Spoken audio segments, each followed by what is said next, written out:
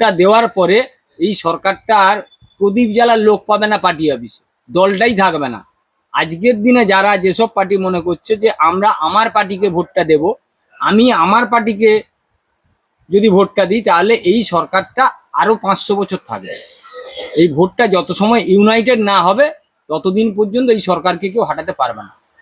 সমস্ত বিরোধীদের কাছে একটাই অনুরোধ, আপনারা ইউনাইটেডলি ভোটটা দিন।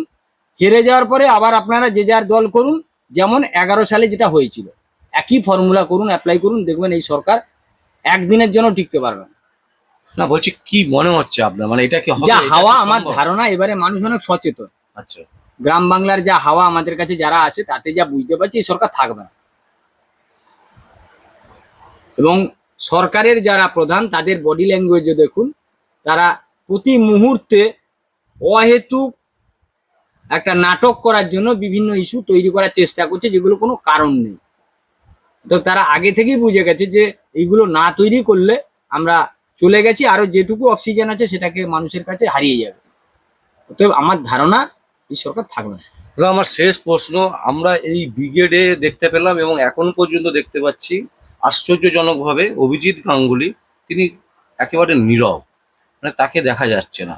এইটা কি মানে পার্টির মানে আভ্যন্তরীণ ব্যাপার, নাকি কোনো জায়গায় কিছু একটা দেখুন, প্রবলেম উনি আছে? অরিজিনালি উনি রাজনৈতিক ফিল্ডের লোক নন।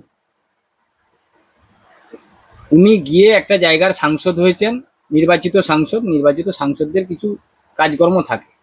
আপনি ধরুন ব্রিগেডে কি সারা রাজ্যের যত এমএলএ বা এমপি সবাই কি ব্রিগেডের মঞ্চে উপস্থিত ছিল?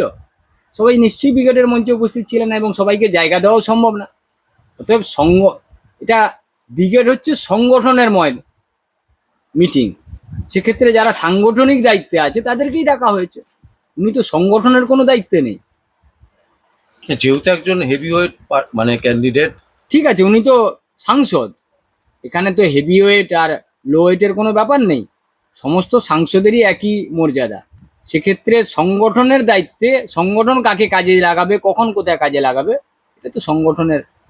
মানে এমনি দলীয় কোনো বিরোধ না না ব্যাপার না নেই। না না, মানে উনি দলেই আছে, দলে উনি থেকে দলেই আছে, উনি কোনো দল বিরোধী কথা আজ পর্যন্ত বলেছেন কি, শুনেছেন? না, এখনো পর্যন্ত সেভাবে শোনা যায়।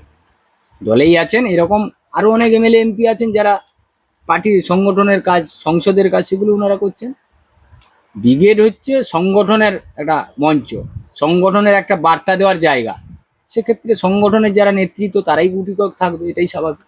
সবাই যদি বলে আমি মঞ্চে উঠবো, তো বিপজ্জনক জায়গা। অসংখ্য অসংখ্য ধন্যবাদ দাদা।